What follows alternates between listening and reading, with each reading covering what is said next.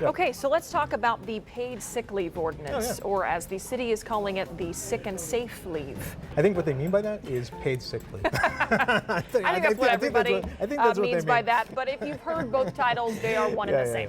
So you wrote an article about an interesting strategy that activists took in order to make this thing happen. Right, yeah, I mean, a year and a half ago, you know, I was the editor of the San Antonio Current at the time, and you know, I remember there was this news conference called by, I think it was Texas AFL-CIO, and they had like a whole coalition of people who were going to go out and collect signatures to force a vote on council for paid sick leave. And you know, honestly, my initial response was, good luck. You know, it's hard to do. I mean, to collect that many signatures. And this was at a time when the fire union was out collecting signatures for the charter amendment. Timing was everything with this. Yeah. But it had taken, you know, it took the firefighters months to get that. And I figured, okay, you know, it'll take just as long for paid sick leave. I mean, I was really wrong about that. Within 4 weeks, they came back with about 144,000 signatures. They needed something on the order, just around 70,000.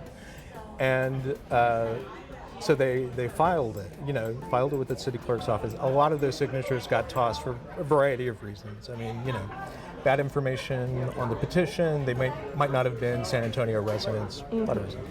But they still had enough to force city council to either vote on paid sick leave themselves or to put it on the ballot. Now, ultimately, city council decided to just take it up themselves because they were afraid to put it on the ballot with city charter amendments. Yeah, that was a strategy in and of itself. Right, yeah.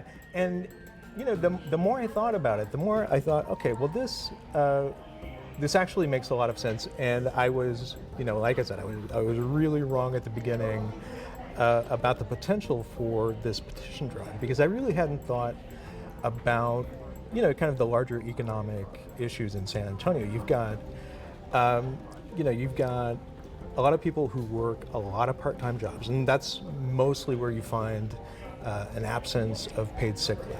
So you've got a lot of part-time workers who are working multiple part-time jobs. You've got the fact that wages have been more or less stagnant over time, over the last 10 to 20 years. And so that all of that pressure is kind of building up.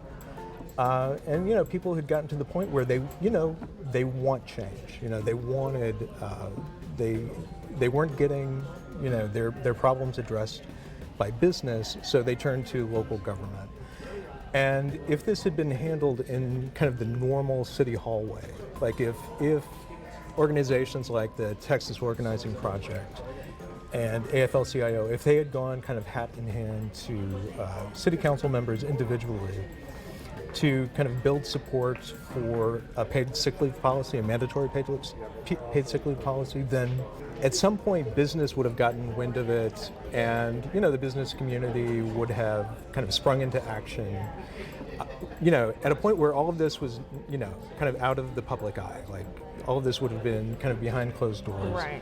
And I think chances of you ever seeing this policy go to a vote through the normal city hall process wouldn't have happened. And all of those groups with business interests did weigh in eventually, They did. But it was only after those activists had gone straight to the community and said there is 140 plus signatures and a need for this. Exactly. I mean, there's one thing for you know, a policy like paid sick leave to come to you through kind of the normal city hall channels, and, you know, for 144,000 people to say we want this. Now that's a language politicians totally understand. Like, they get that. And, you know, you can't look at a petition result like that and say, you know what, I'm sure if we don't do this, it's going to be fine. Like, nobody's... No politician wants that come re-election time. Exactly. So, you know, they kind of, it's like, they bowed to reality. And, you know, at this point, we've got paid sick leave going into effect December 1st, barring any kind of legal decision, which is possible. That's still on the table. Yeah, that's still in the works. Yeah. All right. Well, Greg, thanks as always for being with us. We will see you next time. Great. Thank you.